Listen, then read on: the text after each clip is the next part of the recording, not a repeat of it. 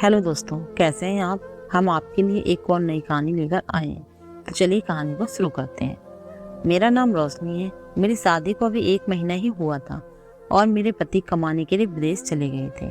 उनके जाने के बाद मैं घर में अकेली हो गई थी। एक दिन मैं कपड़े डालने छत पर गई तो मैंने देखा हमारे घर के पड़ोस की छत पर एक 21-22 साल का लड़का मुझे लगातार देखे जा रहा था। मैंने उसे काफी बार नोटिस किया था कि वो हमेशा मेरे ऊपर ही अपनी नजर गड़ाए रखता था। एक बार मैं वॉशरूम में नहाने के लिए गई और वॉशरूम का दरवाजा मैंने बंद नहीं किया था, क्योंकि घर पर मैं अकेली ही होती थी, इसलिए मुझे दरवाजा बंद करने की जरूरत नहीं पड़ती थी। जब मैं नहाने लगी तो मुझे ऐसा लगा जैसे कोई मुझे छिपकर बाहर से देख रहा था।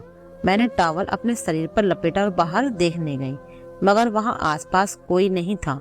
मैंने सोचा कि शायद ये मेरा वहम होगा और वापस वॉशरूम में जाकर नहाने लगी, क्योंकि मुझे ऐसा पहले भी कई बार महसूस हो चुका था। लेकिन जैसे ही नहाकर मैं वॉशरूम से बाहर निकली और अपने रूम में गई तो जो मैंने देखा उसे देखकर मैं अंदर तक डर गई। पड़ोस का वही नौजवान लड़का मेरे बेड पर लेटकर मेरी तरफ देख रहा था और उस समय मैं निवस्त्र उसके सामने थी। उसे ऐसे अपने रूम में देखकर मैं सुन्न पड़ गई थी। मैंने अपने दोनों हाथों से अपने उभारों को छुपा लिया और टॉवल खोजने के लिए इधर उधर नजर दौड़ाई। तभी वो बेड से उठा और मेरे पास आकर खड़ा हो गया। मैंने अपने उभारों को अपने हाथों से ढक रखा था। उसने मेरे हाथों को हटाया और कहा, भाभी जी आप बहुत ही खूबसूरत हो। मैंने जब से आपको देखा है बस आपको ही सोचता रहता हूँ। अब मैंने उसे जोर से धक्का देकर अपने से दूर किया और चिल्लाने लगी। तभी उसने अपने हाथ से मेरा मुंह बंद करते हुए बोला कि चिल्लाओगे तो आप ही घाटे में रहोगे, और अपना मोबाइल की स्क्रीन मेरे सामने कर दी। मैं उसकी मोबाइल में जो कुछ देखी उसे देखने के बाद मेरे पैरों तले से जमीन निकल गई। उसने मेरी नहाते हुए बहुत सी वीडियो और फोटो ले रखी थी, जिसमें मैं बिल्कुल निवस्त्र थी। अपनी वीडियो और फोटो देखकर मैं समझ गई कि जो मेरा शक था वह बिल्कुल सही था। फिर उसने कहा कि अगर चिल्लाओगी तो तुम्हारी ये वीडियो और फोटो वायरल कर दूंगा, फिर किसी को मुंह दिखाने लायक नहीं रहोगी। मैंने रोते हुए उसके सामने हाथ जोड़कर वीडियो इसको डिलीट करने के लिए कहा। तब उसने कहा, फिर तो भाभी जी आपको मेरा एक काम करना पड़ेगा। मैं वो काफी डर गई थी और डरते हुए पूछी कि क्या काम करना पड़ेगा। तो उसने कहा कि आपको मेरी जरूरत को पूरा कर दो तो मैं ये सारी वीडियोस और फोटो डिलीट कर दूंगा। मैं आपको ऐसे निवस्त्र तो कई दिनों से देखता आ रहा हूँ और आज तो मुझसे रहा नहीं गया।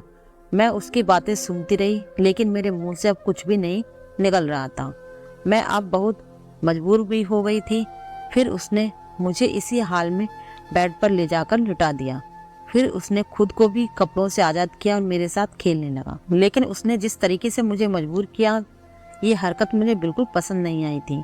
उसके बाद उसने मेरे हर जगह किस करना शुरू कर दिया। मैं उसकी इस हरकत से बहुत डरी हुई थी और रोते हुए यही सोच रही थी कि क्या करूं। अचानक से उसका मोबाइल मेरे हाथ लग गया और मैंने मोबाइल को जोर से दीवार पर दे मारा, जिसके कारण मोबाइल टूट गया। तब उसने कहा, इसे तोड़ने का कोई फायदा नहीं, मेरे पास आपकी बहुत सी वीडियोस और फोटो पेन ड्राइव में हैं। अब मैं न चाहते हुए भी उसकी बातें मानने को मजबूर हो गई। उसके बाद वह मेरे साथ बहुत ही बेदर्दी से पेश आया और मुझे जिंदगी भर न भूलने वाला जख्म दे दिया। जब वह अपना काम कर चुका तो मैंने बोला कि आप डिलीट कर दो। तो वह बोला कि भाभी जी कर देंगे, आपने मेरा इतना महंगा मोबाइल तोड़ दिया है, इसकी कसर तो आपसे ही निकालनी पड़ेगी ना।